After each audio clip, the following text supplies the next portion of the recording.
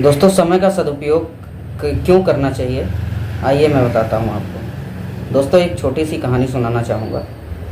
ये कहानी है एक लकड़हारे की, जो अपने परिवार का भरण पोषण करने के लिए जंगल से लकड़ियाँ काटता था और अपने परिवार का भरण पोषण करता था।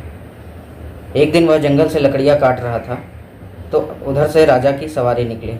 राजा ने उसको देखा, काफ़ी परेशान मुद्रा में था और काफ़ी गरीब था।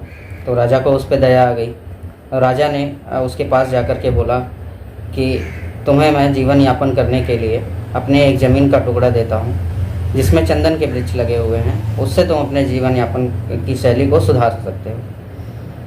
लकड़हारा बड़ा खुश हुआ, उसने राजा का धन्यवाद किया और उस ज़मीन का मालिक बन बैठा।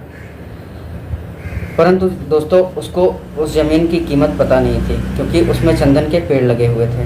तो वह ज़मीन एक बहुमूल्य ज़मीन के रूप में थी। परंतु लकड़हारा इन सब चीज़ों से अनजान, वह सामान्य लकड़ियों की तरह चंदन की लकड़ियों को बेचना प्रारंभ कर दिया।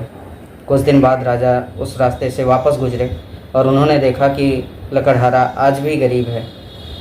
तो वह चौंक गए कि ऐसा कैसे हो सकता है। फिर वह लकड़हारे के पास गए और उन्होंने उससे पूछा, तो लकड़हारे ने सारा वृत्तांत बताया। तो लकड़हारे को राजा ने कहा कि मैंने जो तुमको ज़मीन दिया था उसमें चंदन के वृक्ष थे और चंदन के वृक्ष तो बहुमूल्य हैं, फिर भी तुम गरीब कैसे रह गए।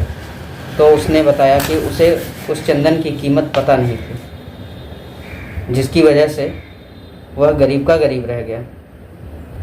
परंतु कुछ पेड़ अभी भी बचे थे, जिसको बेच करके उसने अपने जीवन की शैली को सुधारा, अपने परिवार को खुशहाल जीवन दिया और एक अमीर आदमी बना। दोस्तों, इस कहानी से मैं बस इतना ही बताना चाहता हूँ कि समय रहते अपने समय के कीमत को समझिए, उसको व्यर्थ मत जाने दीजिए।